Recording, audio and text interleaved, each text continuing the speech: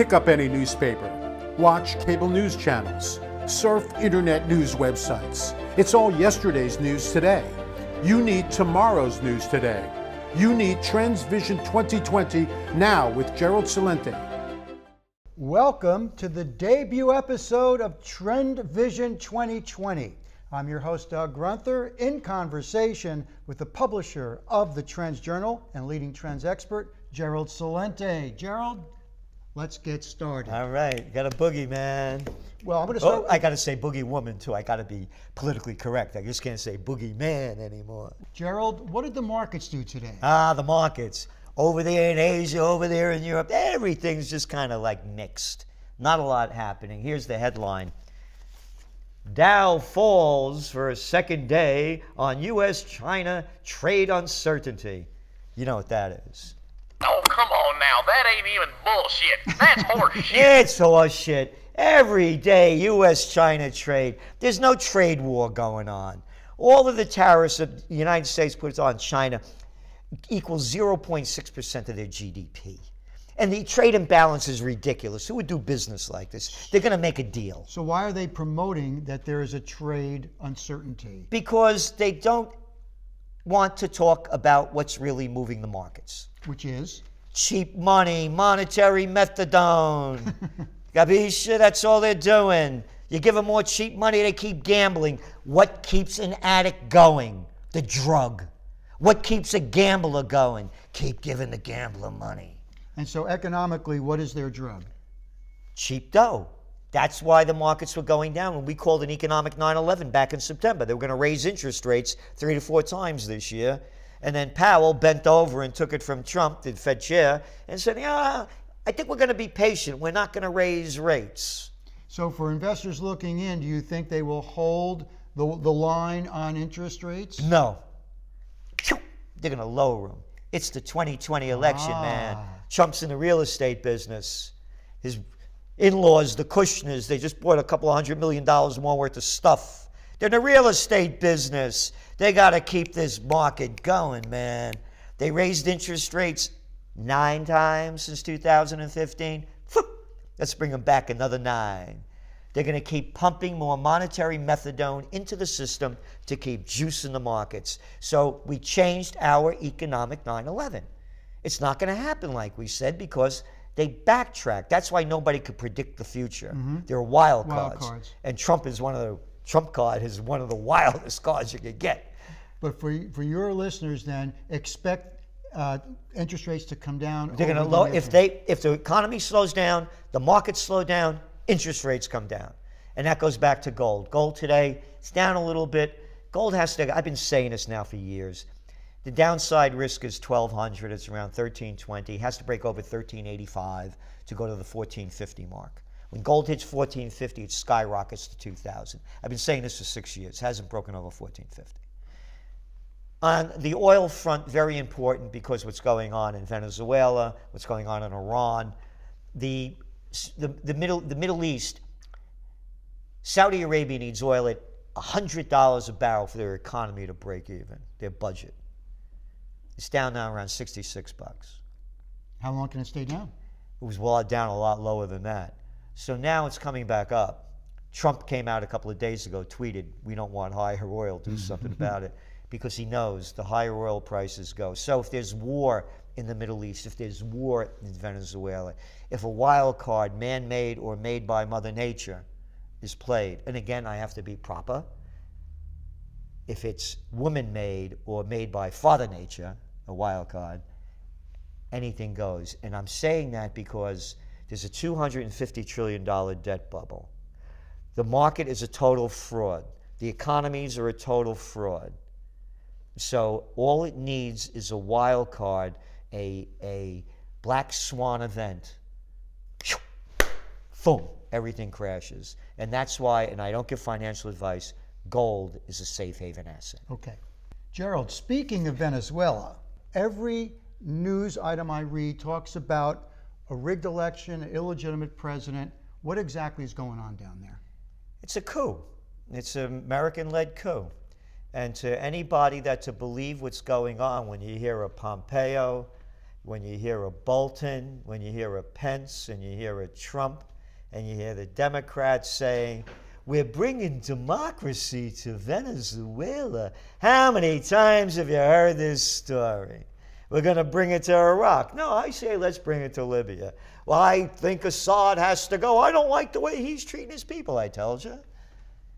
You think it's about the oil. As I said, you think we would have invaded Iraq and Libya if their major crop was broccoli? You were sitting on the world's largest oil reserves. And they got all this baloney. We're bringing in humanitarian aid. Hey, Gatson, you're putting all these sanctions on them, beginning with Obama and others, and more under Trump. You're creating economic warfare against the people.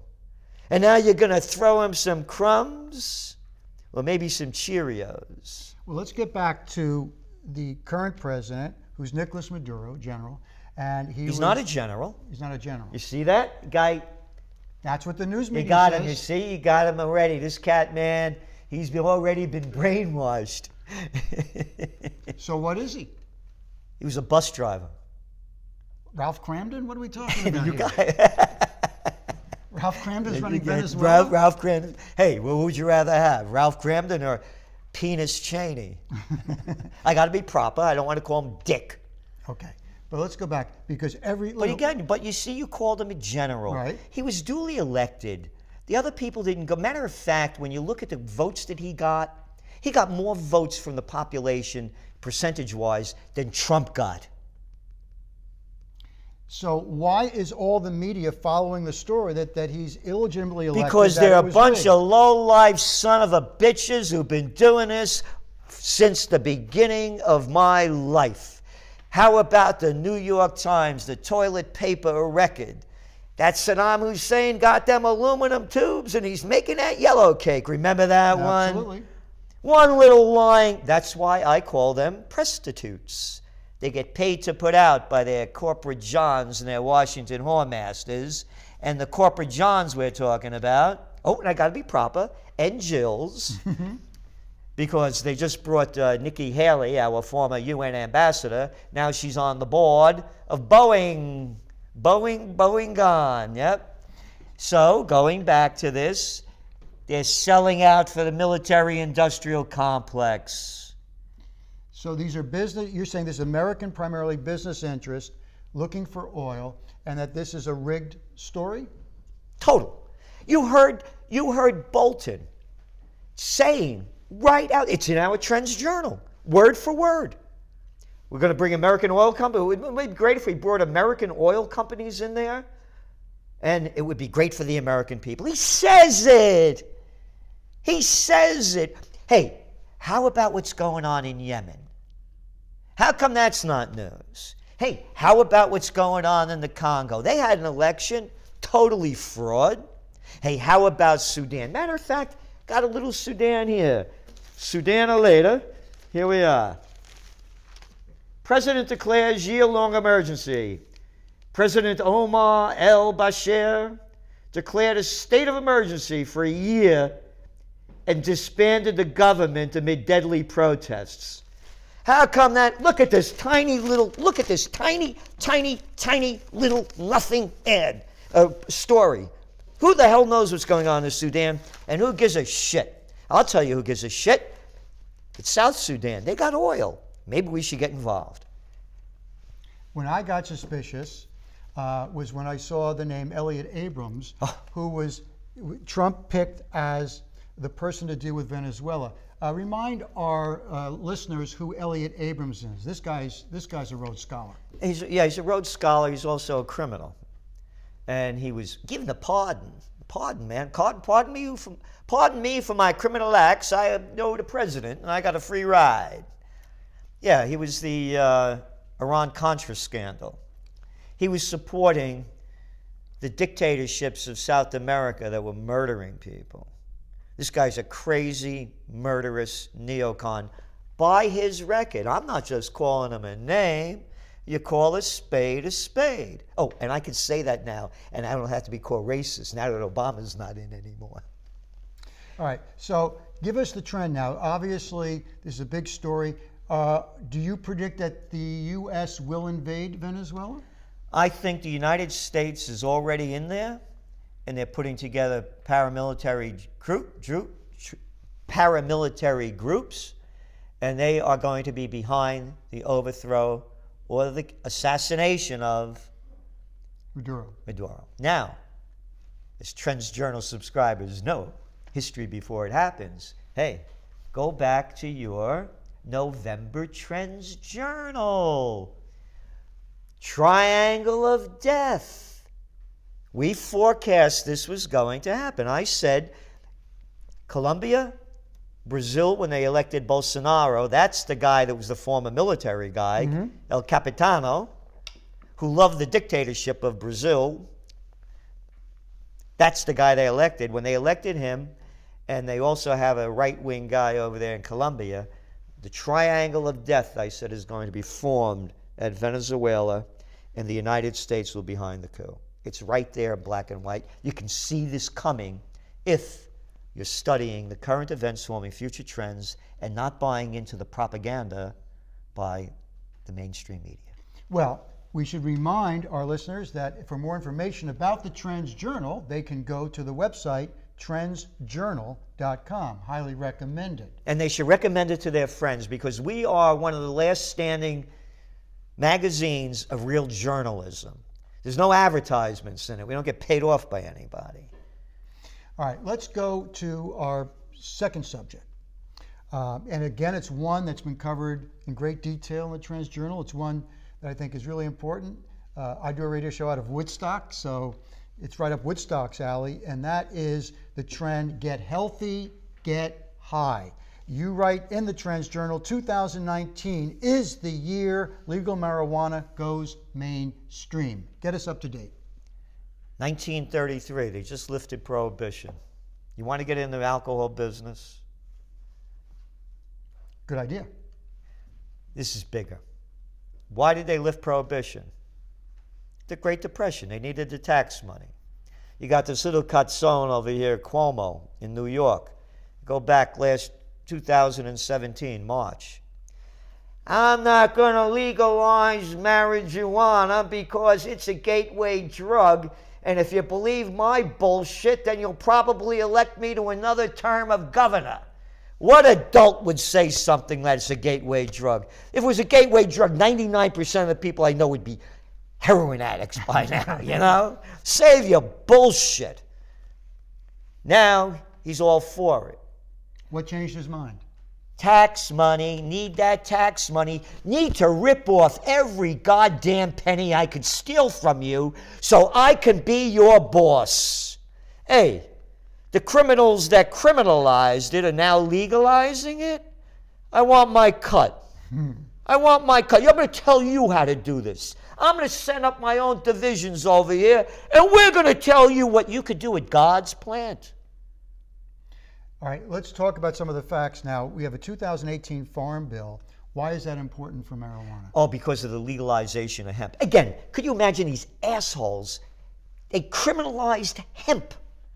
And by the way, we have one of the top experts. We will put our expert up against any expert, anywhere, any place, anyhow, anywhere in the world. Matter of fact, they just called him down to Colombia, and he just came back. And that's Bradford Beckerman, our authority, our cannabis authority, who knows all the medical details, ins and outs, sideways, backwards, and forwards. And he's also in the business of cannabis. And that's what it is. Every country calls it cannabis. Only the little low-life scum politicians call it marijuana. It's all cannabis. All right, well, let's talk about some of the But I just want to make this, of the assets on it, it's going to be $1 trillion business. Trillion. And it's going to go worldwide. Because the medical advantages of this, and once they start coming out more and more, as I keep saying, if the planet could feed us, could it heal us?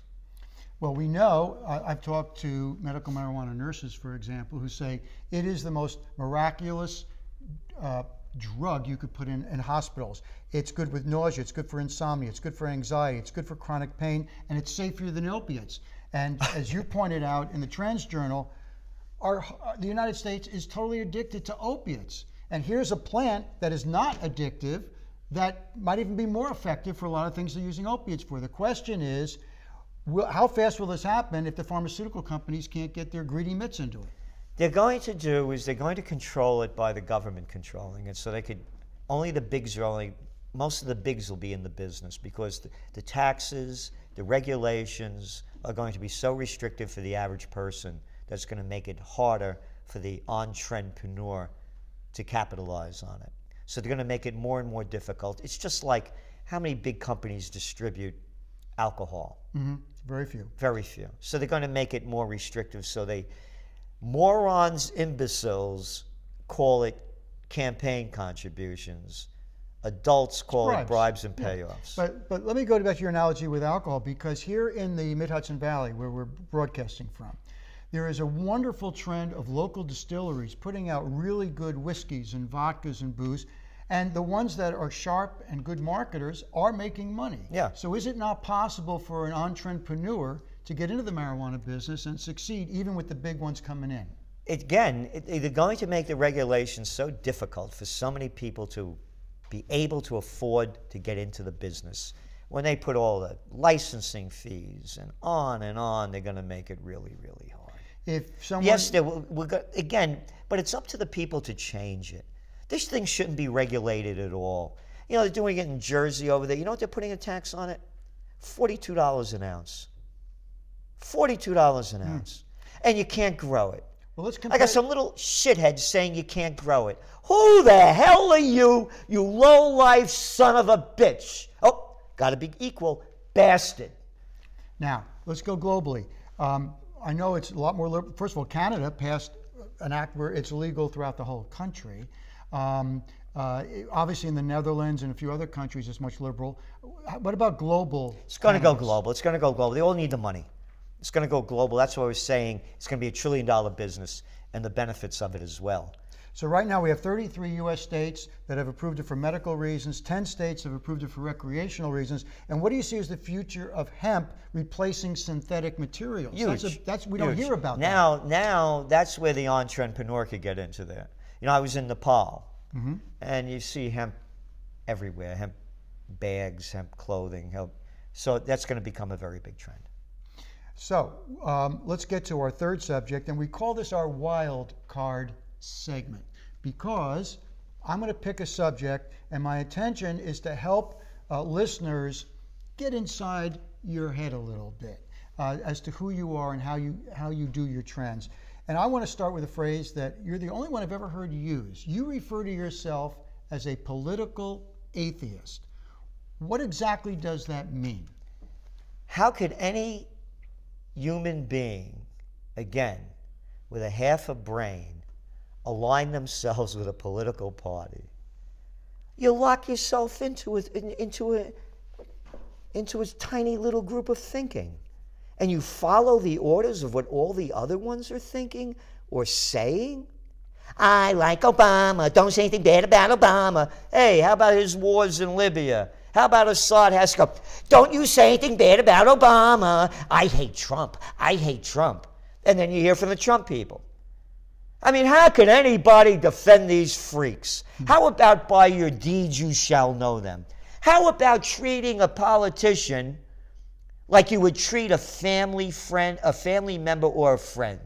Well, if they screw you, screw them. Forget family. They should be treated as employers because we're hiring They're them. Public servants. Yeah. So I'm a political atheist. I was not put on this earth to take orders from assholes. And that's all they are. These people never work a day in their lives, lifetime politicians, telling us what to do. How could any thinking adult believe a Lindsey Graham, a Mitch McConnell, a Nancy Pelosi, a Feinstein, a Schumer, or some other stupid bitch or bastard that's running and ruling your life from the local level up to, hey, I'm the president, and I don't like what this guy over there, this Assad's doing, so I'm going to take your money and send missiles in to blow the shit out of anybody I want, and bomb the hell out of the place because I'm the president of the United States, or some other sick person in another country doing the same thing. How could people with an ounce of morality support these murderous people? So I'm curious how you came to this. You once worked within the political system. Didn't you work for the New York State Senate? I'll show you the photo sometime. I was the assistant to the Secretary of the New York State Senate at 23 years old. 23? Yeah. I was the number 2 guy running the mayoral campaign in Yonkers, New York, city of 300,000 people. So at what point, because obviously then you were interested in getting in politics. I'm guessing you were idealistic and thought you could make changes. No, I didn't think of that at all. All I wanted to do was make money and get power and move forward and get into the system and try to do whatever I could to make more dough. So what did you see in the system that turned you into a political atheist? I became the government affairs specialist for part of the chemical industry. I used to kill environmental legislation. Oh, that's quite a history. Yeah. I was living between Chicago and D.C. And I was 28 years old. I was staying at the Willard Hotel and putting my meetings on at the Hay Adams. I have a picture of me and Ronald Reagan over there. We hired him in 1976 to speak to our group. Mm-hmm. That's a whole long story. I'll tell you another time. I was with him for an hour and a half. In those days, you picked them up at the Chicago Hilton. We had our convention over at McCormick Place, and they didn't have cars or all this stuff. I mean, there's 2 days before he's announcing he's running for president against Jerry Ford. I picked him up at the top floor of the Chicago Hilton, and we got in a cab. Me, him, and Mike Diva, and went to McCormick Place. It wasn't a big deal. I put on a brunch with him and our board of directors. Diva became his right-hand man in the White House. Oh, yeah, he's one of the right-hand men, yeah. I stayed in contact with Diva in later years, too. Anyway, late 1970s, I think it was 78 or 77. I think it was 78. The Iranian crisis is breaking out. And I knew about how the CIA and the MI6 overthrew the democratically elected government of Mossadegh in 1953. Kermit Roosevelt. To install the Shah. To bring down the Shah. Because Kermit Roosevelt was Teddy Roosevelt's grandson, the head of the CIA there. In June of 2017, they finally came out with a report. We, the stupid little moron little people, are not allowed to read what they wrote about what was going on and the dirty deeds that they were committing until like about 60 years later, or whatever. So they finally came out with the documents. There's Winston Churchill saying that we need the Iranian energy, the Iranian oil. It's there in black and white. It was called Anglo-Iranian oil before Mossadegh came in. Mm-hmm. He nationalized the oil fields. Goes back to your first question about Venezuela. Right, we're right. What do you think it was about? He had the nerve to say it wasn't Anglo-Iranian oil, better known today as BP, or Standard Oil, better known today as ExxonMobil. It's we the people of Iran's oil. Nah, it's our oil. Right. So they overthrew Mossadegh, brutal. They put in the Savak, the secret police. They were renowned for being a little bit more brutal than the SS. When the revolution started to happen, and I'm seeing millions of people out in the street, I said, oh, this thing is real. Jimmy Carter comes back from Iran after spending New Year's Eve with the Shah and his wife. Him and Rosalind went there, and announces to the American people in the world that the Shah is the island of stability in the Middle East. Quote. It's a quote. As we used to say in the Bronx, bullshit has its own sound. As this cat's going down, man. So what I started to do was buy gold and oil futures. That's how I got into the trends business, and that's when I became a political atheist. The whole nation bought the lie of Iran. They're still buying it today. They bought it in Iraq, and now you're saying they're buying it in Venezuela. And they're buying it in Venezuela. So that's how I became a political atheist.